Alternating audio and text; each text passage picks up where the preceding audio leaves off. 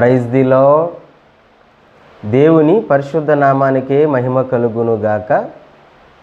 నడిపించు వాక్యస్వరం అను మా కార్యక్రమాన్ని చూస్తున్న ప్రియ సహోదరి సహోదరులు అందరికీ కూడా మన ప్రభువును రక్షకుడు అయిన యేసు ప్రభువుల వారి పరిశుద్ధ నామములో శుభాభివందనాలు తెలియచేస్తూ ఉన్నాం. ప్రియులారా, మీరంతా బాగున్నారా? ప్రతిదినం ప్రార్థన చేస్తున్నారా? వాక్యం ధ్యానం చేస్తూ ఉన్నారా? దేవుని వాక్యము చేత నడిపించబడుతూ ఉన్నారా? మంచిది.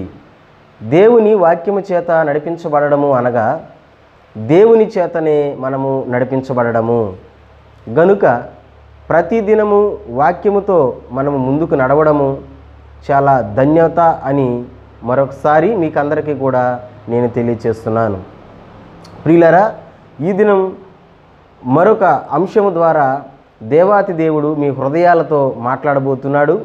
ఆయన మాట్లాడే దేవుడు గనుక ఆయన మాటలు మీ హృదయాలలో భద్రపరుచుకొని వాటిని అమలు చేయాలని ప్రభువు పేరిట కోరుచున్నాను.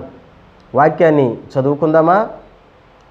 అపోస్తుడైనటువంటి పౌలు రోమీయులకు రాసిన పత్రిక, రోమా పత్రిక 3వ అధ్యాయం 23వ వచనాన్ని మనం చదువుకుందాం.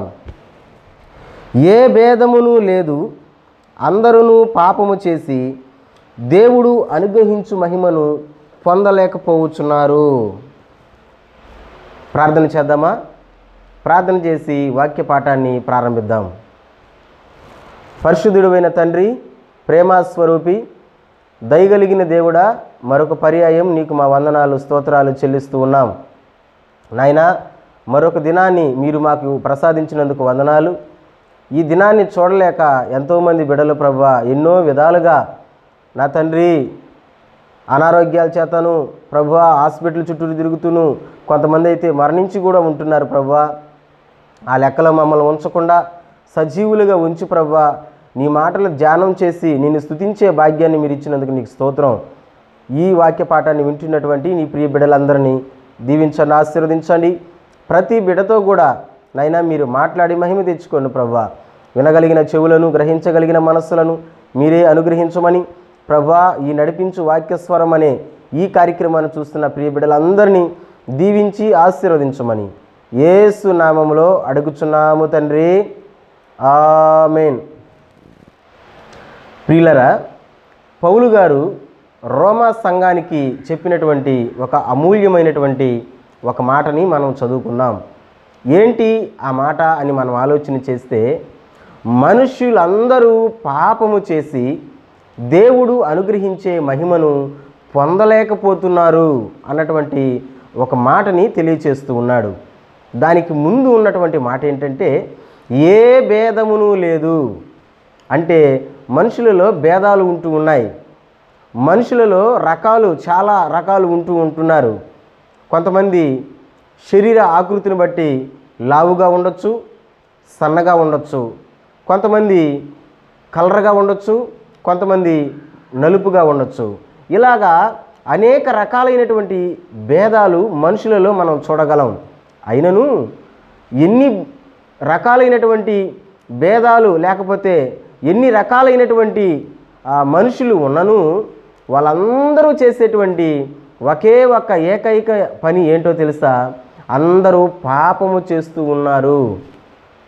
పాపము చేసి దేవుడు అనుగ్రహించేటువంటి మహిమను పొందలేకపోతున్నారు అనేటువంటి సత్యాన్ని పౌలు గారు సెలవిస్తూ ఉన్నాడు.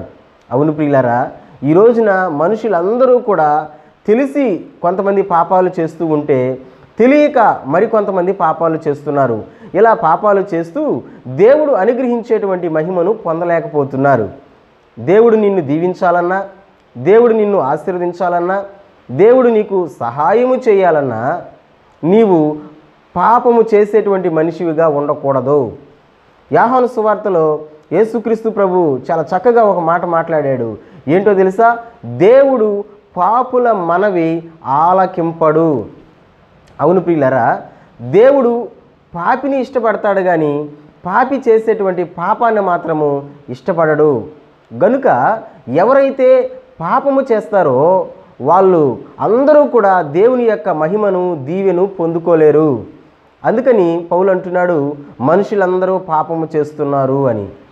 అనగా చాలామందికి ఈ మాటను చదువుతూ ఉంటే మేమేం పాపాలు చేస్తున్నాము, మేము అబద్ధాలు చెప్పడం లేదు, మేము దొంగతనం చేయడం లేదు, మేము నరహత్యలు చేయడం లేదు, మేము వ్యభిచరించడం లేదు, మరి మేము ఏం పాపం చేస్తున్నాము అని చాలామంది అనుకోవచ్చు. అసలు పాపము అంటే ఏంటో మనం ఒకసారి దేవుని వాక్యములో నుంచి చూద్దామా?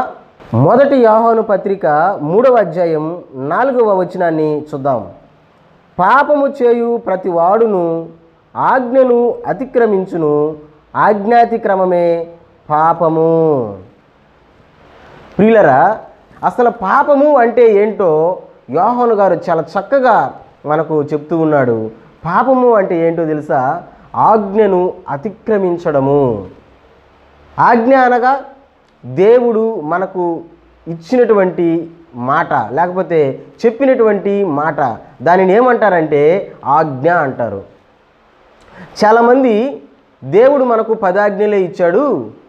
మోషే సీనాయి పర్వతం మీద మోషేకు దేవుడు ఆ 2 రాతి పలకల మీద రాసిచ్చాడు, అవేను ఆజ్ఞలు, ఇంకేమీ ఆజ్ఞలు లేవు అని చాలామంది అంటూ ఉంటారు. ప్రియులరా, అవే కాదు ఆజ్ఞలు. దేవుని వాక్యమును మనం పరిశీలన చేసినప్పుడు చాలా ఆజ్ఞలు ఉంటూ ఉన్నాయి, చాలా ఆజ్ఞలు. ఆ ఆజ్ఞలన్నిటిలో కూడా ఏ ఆజ్ఞను నువ్వు అతిక్రమించినా నువ్వు పాపము చేసినటువంటి మనిషివే, నువ్వు పాపము చేసినటువంటి వాడివే. గనుక ప్రియులారా, ఈ విషయాన్ని చాలా క్షుణ్ణంగా యోహాను అంటున్నాడు, ఆజ్ఞాతిక్రమమే పాపము. అనగా దేవుడు నీకు చెప్పినటువంటి మాటను మేరడమే పాపము. అవును, ఆది కాండము నుంచి మొదలైన ఆయన ఆజ్ఞలు దేవుని వాక్యముల నుంచి మనం చూస్తూ ఉన్నప్పుడు చాలా ఆజ్ఞలు మనం చూడగలం. మొట్టమొదటి ఆజ్ఞ ఏంటో తెలుసా? హవ్వ ఆదాములకు దేవుడు చెప్పాడు. ఏం చెప్పాడంటే, మీరు ఈ ఏదైనా తోటలో ఉన్నటువంటి పండ్లన్నిటినీ తినండి, అదిగో తోట మధ్యలో ఉండేటువంటి మంచి చెడలు తెలివినిచ్చే ఆ పండుని తినబాకండి అన్నాడు. తింటే చచ్చిదవని ఖచ్చితంగా నరునికి ఆజ్ఞాపించాడు. అయితే ఏం జరిగింది? ఆజ్ఞను అతిక్రమించాడు మనిషి. తద్వారా మరణాన్ని పొందుకున్నాడు, శ్రమను పొందుకున్నాడు, ఏదేను తోటలో నుంచి బయటకు నెట్టివేయబడ్డాడు. ప్రియులరా, అవును, ఎప్పుడైతే దేవుని ఆజ్ఞను మీరాడో ఆజ్ఞను మీరినటువంటి మనిషిని దేవుడు త్రోసివేశాడు బయటికి. ఎందుకనగా అతడు ఆజ్ఞను మీరి పాపము చేశాడు. అయితే నోవాహుకు కూడా దేవుడు ఒక ఆజ్ఞ ఇచ్చాడు. మనము దాన్ని కూడా చదవదామా? ఆదికాండము 6వ అధ్యాయము 14వ వచనాన్ని చదువుకుందాం. చితి సారకపు మ్రానుతో నీ కొరకు ఓడను చేసుకొనుము. దేవుడు నోవాహు ఇచ్చినటువంటి ఆజ్ఞ ఇది. ఏమని చెప్పాడు? జలప్రలయం రాబోతూ ఉంది, ఈ భూమి అంతా నాశనం అయిపోయేటువంటి దినాలు దగ్గర పడుతున్నాయి, నీవు నీ కుటుంబం రక్షించబడాలి అని అంటే నీవు చితి సారకపు మ్రానుతో నీ కొరకు ఓడను చేసుకొనుము అని ఒక ఆజ్ఞ ఇచ్చాడు నోవాహుకి. అయితే నోవాహు దేవుడు చెప్పిన ఆజ్ఞను చెప్పినట్టు చేశాడు. ఆ వచనాన్ని కూడా మనం చదువుకుందామా? అదే ఆదికాండములోనే 7వ అధ్యాయము 5వ వచనాన్ని చదువుదాం. తనకు యెహోవా ఆజ్ఞాపించిన ప్రకారము నోవాహు యావత్తు చేసెను. దేవుడు ఏమైతే నోవాహుకు చెప్పాడో, ఏమైతే ఆజ్ఞాపించాడో, ఆజ్ఞాపించింది అంతా కూడా యావత్తు నోవాహు చేసెను. అంటే దేవుని యొక్క ఆజ్ఞకు మీరిపోలేదు, నోవాహు చేశాడు. గనుకనే తన కుటుంబాన్ని రక్షించుకున్నాడు. ప్రియులరా, దేవుని యొక్క ఆజ్ఞకు మీరినటువంటి హవ్వ ఆదాములు శపించబడి ఏదోను తోట నుంచి బయటికి త్రోసివేయబడ్డారు. మరి దేవుని యొక్క ఆజ్ఞకు లోబడినటువంటి నోవాహుకు ఖచ్చితంగా తన కుటుంబాన్ని రక్షించుకున్నాడు. ఈ దినము మరొకసారి నేను మీకు ఆ మాటని జ్ఞాపకం చేస్తున్నాను. దేవుని ఆజ్ఞను ఎవరైతే మీరతారో వాళ్ళు పాపము చేసినటువంటి వాళ్ళు ఆజ్ఞను అతిక్రమిస్తున్నారు. ఆజ్ఞాతిక్రమము పాపము వలన వారి జీవితాలు నాశనమైపోతున్నాయి. గనుక ఆ విషయాన్ని మీరు క్షుణ్ణంగా పరిశీలన చేయాలని ప్రేమతో మనవి చేస్తున్నాను. అయితే ఎన్నో ఆజ్ఞలు దేవుని వాక్యంలో ఉన్నాయి అని నేను మొదటి కాడి నుంచి చెప్తూ వస్తున్నాను. ఆ ఆజ్ఞలు అన్నిటిలో కూడా నేను ఈ రోజున 3 ఆజ్ఞలు మీ ముందర పెట్టబోతున్నాను. 3 ఆజ్ఞలు ఒకసారి మీరు వాటిని గమనించాలని ప్రేమతో మనవి చేస్తున్నాను. ఏంటి ఆ 3 ఆజ్ఞలు అంటే, మొట్టమొదటి ఆజ్ఞ తల్లిదండ్రులకు ఇచ్చినటువంటి ఆజ్ఞ. చూద్దాము. సామెతల గ్రంథము 22వ అధ్యాయము 6వ వచనాన్ని చదువుదాం. బాలుడు నడువవలసిన త్రోవను వానికి నేర్పుము, వాడు పెద్దవాడైనప్పుడు దాని నుండి తొలగిపోడు. ప్రియులారా, ఈ మొట్టమొదటి ఆజ్ఞ ఎవరికి ఇచ్చాడంటే తల్లిదండ్రులకి ఇచ్చాడు. తల్లిదండ్రులకి దేవుడిచ్చినటువంటి ఆజ్ఞ. ఏమని ఆజ్ఞ ఇచ్చాడంటే, బాలుడు నడువవలసిన త్రోవను వానికి నేర్పుము, వాడు పెద్దవాడైనను దాని నుండి తొలగిపోడు. అంటే ఒక బాలుడు అనగా నీ పిల్లలు వాళ్ళు నడవాల్సినటువంటి త్రోవని వానికి నువ్వు నేర్పించాలి. వాళ్ళకి నేర్పించాలి అని అంటే ముందు ఆ త్రోవ నీకు వచ్చుండాలి. అంతే కదా. నువ్వు నేర్పించాలి అంటే నీకు వచ్చుండాలి. నీకు వచ్చుంటేనే నేర్పిస్తావు. సైకిల్ దొక్కేది నీకు వచ్చుంటేనే నీ బిడ్డకి నేర్పిస్తావు. బండి తోలేది నీకు వచ్చుంటేనే నీ బిడ్డకి నేర్పిస్తావు. అలాగే దేవుని యొక్క మార్గములో నడిచేటువంటి ఆ అలవాటు నీకుంటేనే నీ బిడ్డకు కూడా నేర్పిస్తావు. అందుకే చాలా చక్కగా దేవుడు అంటున్నాడు, మొట్టమొదట తల్లిదండ్రులకి ఇస్తున్నటువంటి ఆజ్ఞ ఏంటంటే, బాలుడు నడువవలసిన త్రోవను వానికి నేర్పుము అంటున్నాడు. అవును ప్రియులరా, ఈ రోజున చాలామంది తల్లిదండ్రులు తన పిల్లలకి ఏమి నేర్పిస్తున్నారు? పిల్లల విషయంలో చాలామంది బాధ్యత తీసుకోవడం లేదు. నేను ఒక మాట అడగనా? ఏటీఎం కార్డులు చాలా జాగ్రత్తగా దాచిపెట్టుకుంటారు. ఇంట్లో ఉండేటువంటి ధనము ధాన్యము చాలా జాగ్రత్తగా దాచిపెట్టుకుంటారు. అన్నిటికంటే విలువైనటువంటి పిల్లలను మాత్రము ఆ పిల్లల విషయంలో జాగ్రత్త తీసుకోరు. ఎక్కడంటే అక్కడ వదిలేస్తూ ఉంటారు, ఏమంటే చేస్తూ ఉంటారు. నాకు తెలిసినటువంటి ఒక కుటుంబం ఉంది. తల్లిదండ్రులు పని చేసుకుంటూ ఉన్నారు. ఆ బిడ్డను మాత్రము, తనకున్నటువంటి బిడ్డను మాత్రం పట్టించుకోలేదు. ఆ బిడ్డ ఆడుకుంటూ పక్కనే ఉన్నటువంటి ఒక గుంటలో పడి చనిపోయింది. చనిపోయి మునిగి ఉబ్బిపోయి పైకి లేచిన తర్వాత కానీ వాళ్ళకి తెలియలేదు బిడ్డ చనిపోయిందని. ఎందుకంటే ఆ బిడ్డ విషయంలో వాళ్ళు చాలా అజాగ్రత్తగా ఉన్నారు ప్రియులారా. ఈ రోజున చాలామంది కూడా పిల్లల విషయంలో జాగ్రత్త పాటించడం లేదు. వాళ్ళు ఏం చేస్తున్నారు, వాళ్ళు ఎలా ఉంటున్నారు, వాళ్ళ జీవిత విధానం ఎలా ఉంది తెలుసుకోవడం లేదు. ఎందుకంటే అసలు తల్లిదండ్రులకి తెలిస్తే కదా మరి పిల్లలకి నేర్పించడం. అందుకే దేవుడు అంటున్నాడు, మొట్టమొదటి తల్లిదండ్రులారా మీరు నేర్చుకోండి, మీ పిల్లలకు కూడా నేర్పించమంటున్నాడు. దేవునికి మహిమ కలుగును గాక. ఒక మాటని మనము దేవుని వాక్యంలో నుంచి చూద్దామా? లోక సువార్త 2వ అధ్యాయము 41వ వచనాన్ని మనం చదువుకుందాం. లోక సువార్త 2వ అధ్యాయం 41వ వచనం. పస్కా పండుగప్పుడు ఆయన తల్లిదండ్రులు ఏటేటా యెరూషలేమునకు వెళ్ళుచుండువారు. యేసుక్రీస్తు యొక్క తల్లిదండ్రులకి ఒక అలవాటు ఉంది. ఏంటి ఆ అలవాటు అంటే, పస్కా పండుగ వచ్చిందంటే వాళ్ళు ఎక్కడున్నా సరే యెరూషలేముకు వచ్చేస్తారు. సంవత్సరానికి ఒకసారి చేస్తారు ఆ పస్కా పండుగని. ఆ పస్కా పండుగ వచ్చినప్పుడు ఎక్కడున్నా సరే వాళ్ళు యెరూషలేముకు వచ్చేస్తారు. ఆ అలవాటు వాళ్ళకు ఉన్న కనుకనే వాళ్ళతో పాటు తన బిడ్డ అనగా యేసుక్రీస్తు ప్రభువును కూడా తీసుకొచ్చేశారు 12 సంవత్సరాల వయసు అప్పుడు యెరూషలేముకి.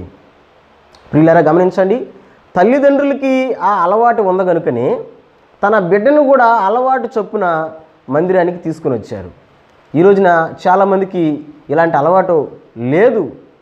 పిల్లలకి చెప్తారు, మేము పోతాంలే మందిరానికి, మీరు ఇళ్ళల్లో ఉండి ఆడుకోండి, టీవీ చూసుకోండి, గేములు ఆడుకోండి, లేకపోతే ఇంకేమైనా చేయండి, లేదా నిద్రపోండి, మేము పోతాం మందిరానికి. నేను ఒక మాట అడగనా?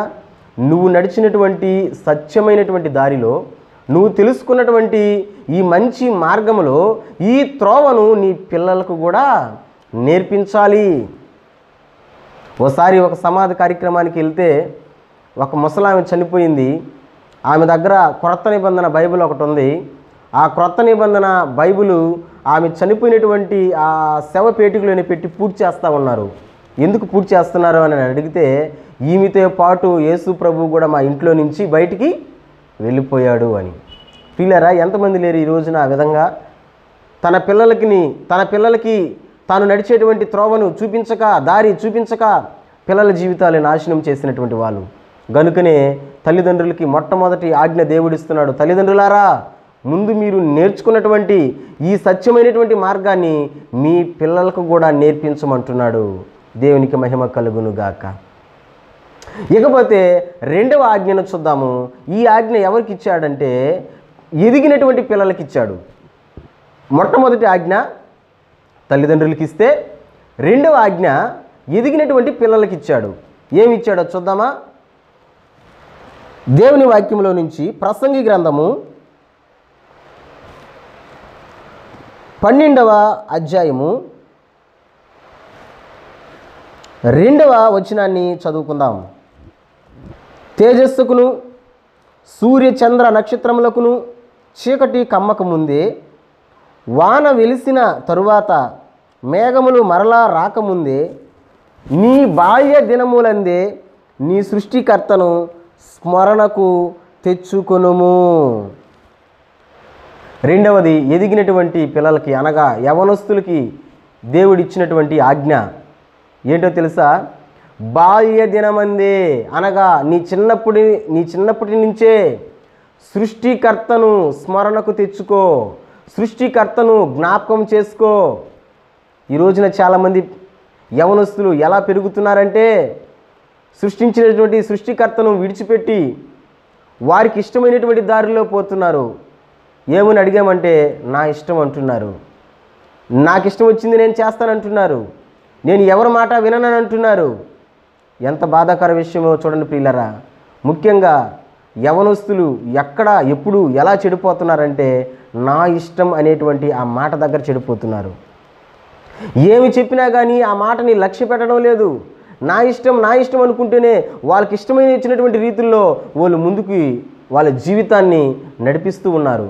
అందుకనే రెండవదిగా దేవుడు యవనస్తులకి, ఎదిగినటువంటి పిల్లలకి చెప్తున్నటువంటి మాట, నీవు బాల్య దినమందే నీ సృష్టికర్తను జ్ఞాపకం తెచ్చుకో. ప్రియులరా, దేవుని వాక్యములో నుంచి మనం చూస్తే సమూయేలు అనేటువంటి ఒక చిన్న బాలుడున్నాడు. ఆ సమూయేలు చిన్నప్పటి నుంచే కూడా దేవుని సన్నిధిలో పెరిగాడు, దేవుని మందిరములో పెరిగాడు.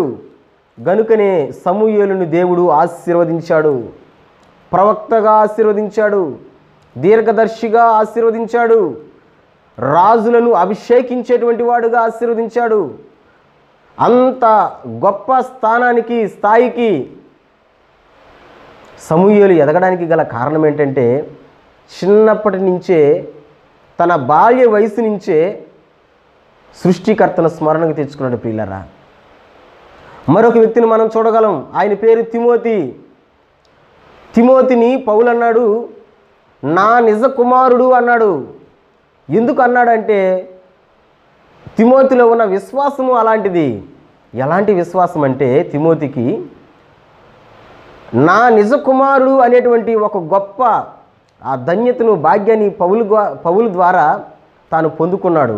ఎందుకంటే అతనిలో అంత విశ్వాసం ఉంది. ఎక్కడి నుంచి వచ్చింది ఈ విశ్వాసం అంటే, తమ తల్లి తమ హవ్వ వాళ్ళ ఇరువురి నుంచి ఇతనికి వచ్చింది. ఎలా వచ్చిందంటే చిన్నప్పటి నుంచే తిమోతికి ఆ విశ్వాసం వచ్చింది పిల్లరా. అందుకని నా నిజ కుమారుడు తిమోతి అన్నాడు పౌలు. వీళ్ళు చిన్నప్పటి నుంచే సృష్టికర్తను స్మరణకు తెచ్చుకున్నారు కనుకనే వీళ్ళు ఆశీర్వదించబడ్డారు. అందుకనే రెండవదిగా ఎదిగినటువంటి పిల్లలకి దేవుడు చెప్తున్నటువంటి మాట, మీ సృష్టికర్తను స్మరణకు తెచ్చుకోండి బాల్య దినమందే, దేవునికి మహిమ కలుగునుగాక. ఇకపోతే దేవుడు ఇస్తున్నటువంటి మూడవ ఆజ్ఞను చూద్దాము. అపోస్తుల కార్యాల గ్రంథము 17వ అధ్యాయం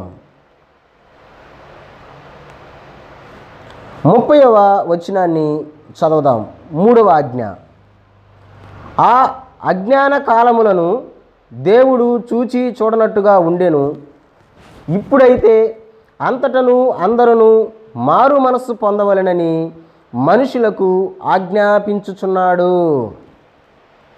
మూడవ ఆజ్ఞ ఎవరికి ఇచ్చిన ఆజ్ఞ తెలుసా? మనుషులందరికీ ఇచ్చిన ఆజ్ఞ. ఏమని? ఆ అజ్ఞాన కాలమున, అంటే ఇంతకు ముందు ఉన్నటువంటి రోజులు అవి అజ్ఞాన కాలములు. ఆ అజ్ఞాన కాలములో దేవుడు చూచి చూడనట్టుగా ఉన్నాడు. ఇప్పుడైతే అంతటను అందరూ మారు మనసు పొందాలని దేవుడు ఆజ్ఞాపిస్తున్నాడు. దేవునికి మహిమ కలుగునుగాక. వింటున్నటువంటి నా ప్రియ సహోదరి సహోదరా, దేవుడు నీకు ఆజ్ఞాపిస్తున్నాడు. ఏమని ఆజ్ఞాపిస్తున్నాడంటే నీవు మారు మనసు పొందాలని. మనుషులందరికీ నేడు ఇస్తున్నటువంటి ఆజ్ఞ దేవుడు ఇదే. ఏంటి ఆజ్ఞ అంటే మారు మనస్సు పొందాలని. ఈ రోజున మనుషులైతే మారుతున్నారు కానీ వారి మనస్సులు మారడం లేదు. యేసుక్రీస్తు ప్రభు 33.5 సంవత్సరం ఈ భూమి మీద బ్రతికితే 3.5 సంవత్సరం సువార్త ప్రకటిస్తే 3.5 సంవత్సరం తాను చేసిన సువార్త ఏంటో తెలుసా? మార్కు సువార్త 1వ అధ్యాయం 14-15 వచనాలు చూస్తే, కాలము సంపూర్ణమై ఉన్నది, దేవుని రాజ్యము సమీపించుచున్నది గనుక అంతటను అందరూ మారు మనస్సు పొందమని యేసుక్రీస్తు ప్రభు సువార్త ప్రకటిస్తున్నాడు ప్రియులారా. అవును, ఈ రోజున మనమందరము కూడా, మనుషులందరూ కూడా మారు మనసు పొందమని దేవుడు ఆజ్ఞాపిస్తున్నాడు. నీ మనసు ధనము మీద ఉందేమో, నీ మనసు మార్చుకో. నీ మనసు వస్తు వాహనాల మీద ఉందేమో, నీ మనసు మార్చుకో. నీ మనసు లేదా భూ సంబంధమైనటువంటి వాటి మీద పెట్టుకో ఉన్నావేమో, నీ మనసు మార్చుకో. మారు మనసు పొందు. మేము ఒక మాట చెప్పనా నీకు? అపవాది పాటలు పాడమని చెప్తుంది బాగా, దేవుని పాటలు, వాక్యం వినమని కూడా చెప్తుంది బాగా, సంతోషంగా ఆరాధించమని కూడా చెప్తుంది. కానీ అన్నీ చేసి నువ్వు మారు మనసు పొందబాక అని చెప్తుంది. ఈ రోజున చాలామంది మనుషులు వాక్యాలు వింటారు, ఆరాధనలు చేస్తారు, పాటలు పాడతారు, సంతోషంగా దేవుని సన్నిధికి వస్తారు, కానీ వాళ్ళు మారు మనసు పొందరు. ఎంత చెప్పినా సరే ఆ స్థితిలోనే వాళ్ళు ఉంటారు, ఆ పరిస్థితిలోనే వాళ్ళు ఉంటారు. కానీ దేవుడు అంటున్నాడు అలా ఉండకూడదు, అందరూ మారు మనసు పొందాలని దేవుడు ఆజ్ఞాపిస్తున్నాడు ప్రియులారా. ఇది మూడవదిగా మనుషులందరికీ ఇస్తున్నటువంటి దేవుని యొక్క ఆజ్ఞ. మీరు విన్నారు కదా, దేవుడు ఇస్తున్నటువంటి 3 ఆజ్ఞలు. మొట్టమొదటి ఆజ్ఞ తల్లిదండ్రులకు ఇస్తున్నాడు, బాలుడు నడవవలసిన త్రోవను నేర్పించు అని. అనగా ముందు మీరు నేర్చుకున్నటువంటి ఈ దారిలో మీ పిల్లలను కూడా నడిపించండి అని దేవుడు మొట్టమొదటిగా తల్లిదండ్రులకు ఇచ్చాడు. రెండవ ఆజ్ఞ యవనస్తులకు ఇచ్చాడు. ఏమని? నీ బాల్య దినమందే నీ సృష్టికర్తను స్మరణకు తెచ్చుకోనమని. మూడవ ఆజ్ఞ మనుషులందరికీ ఇచ్చాడు, మారు మనసు పొందమని. ఇకనైనా ఈ ఆజ్ఞలను మనము తప్పక పాటిద్దామా? ఆజ్ఞలను మీరినటువంటి హవ్వ ఆదాములు శపించబడ్డారు, ఏదెనులో నుంచి బయటికి త్రోసివేయబడ్డారు. ఆజ్ఞకు లోబడినటువంటి నోవాహు కుటుంబము రక్షించబడింది ప్రియులారా. అలాగే నీ కుటుంబం రక్షించబడాలంటే, నువ్వు దీవించబడాలంటే ఇకనైనా సరే నువ్వు దేవుని యొక్క ఆజ్ఞకు లోబడాలి. ఈ 3 ఆజ్ఞలను కనుక నువ్వు లోబడినప్పుడు దేవుని యొక్క దీవెనలు, ఆశీర్వాదాలు నువ్వు పొందుకుంటావు. అటువంటి కృపతో, దయతో వింటున్నా చూస్తున్నా మిమ్మల్ని అందరినీ దేవుడు నింపును గాక. ఆమేన్. ప్రార్థన చేద్దామా? పరిశుద్ధుడైన తండ్రి, ప్రేమస్వరూపి, దయగలిగిన దేవుడా, మరొక పర్యాయం నీకు మా వందనాలు, స్తోత్రాలు చెల్లిస్తూ ఉన్నాము ప్రభువా. మరొక దినాన్ని మీరు ఇచ్చినందుకు స్తోత్రం. మనుషులందరూ పాపము చేసి నీ ఆజ్ఞను ప్రభా నీ మహిమను పొందుకోలేకపోతున్నారని మీరు మాట్లాడుతున్నారు. అవును ప్రభా, మీరు చెప్పినటువంటి ఆజ్ఞలను గురించి ఈ దినం మేము మాట్లాడుకున్నాం. మొట్టమొదటి ఆజ్ఞ తల్లిదండ్రులకు, రెండవ ఆజ్ఞ యవనస్తులకు, మూడవ ఆజ్ఞ మనుషులందరికీ ప్రభా ఈ ఆజ్ఞలు మేము తప్పక పాటించి మా జీవితాలు మేము సరిచేసుకునేటువంటి గొప్ప భాగ్యాన్ని కృపను దయచేయండి. నా తండ్రి, మేము పాపము చేసి నీ మహిమను పొందుకోలేకపోతున్నాం ప్రభా. ప్రభా, పాపం అంటే ఏంటంటే ఆజ్ఞను అతిక్రమించడమే అని చెప్పుకున్నాం ప్రభా. అటువంటి అనుభవాలు జీవితాలు మాలో లేకుండా మీరు తొలగించమని మేము ప్రార్థన చేస్తున్నాను. మరొక పర్యాయం ఈ కార్యక్రమం చూస్తున్న ప్రియ బిడ్డలందరినీ దీవించండి, ఆశీర్వదించండి ప్రభా. అనారోగ్యాల్లో ఉంటే ఆరోగ్యాలు దయచేయండి, కుటుంబ సమస్యల్లో ఉంటే సమస్యలు తీర్చండి ప్రభా. మరొక పర్యాయం మా దేశాన్ని, దేశ ప్రజల కోసం ప్రార్థన చేస్తున్నాను ప్రభా. మీరు ఆశీర్వాదకరంగా ఉంచి మీరు మహిమ తెచ్చుకోనమని, ఆ వైరస్లను ప్రభా తొలగించి దేశాన్ని సంరక్షించి మా దేశ సరిహద్దుల్లో నెమ్మదిని మీరే కలిగించమని, ఈ కార్యక్రమం ద్వారా ఇంకా నీ ప్రియబిడ్డలతో మాట్లాడి ఆశీర్వదించమని యేసు నామములో అడుగుచున్నాము తండ్రి, ఆమేన్. మరొక పర్యాయం మీకందరికీ హృదయపూర్వకమైనటువంటి ధన్యవాదాలు తెలియజేస్తూ ఉన్నాము. ఈ కార్యక్రమం మీకు ఆశీర్వాదకరంగా ఉంటే మాకు తెలియచేయండి. నడిపించు వాక్యస్వరం అనే మా యూట్యూబ్ ఛానల్ని సబ్స్క్రైబ్ చేసుకోండి. మీ స్నేహితులకి, మీ బంధువులకి తెలియచేయండి. మీ ప్రార్థన అవసరతలు ఏమైనా ఉంటే అవి కూడా మాకు తెలియచేయండి. తప్పక మీ కొరకు మేము ప్రార్థన చేస్తాము. దేవుడు మిమ్మల్ని, మీ కుటుంబాల్ని ఆశీర్వదించునుగాక. Praise the lord.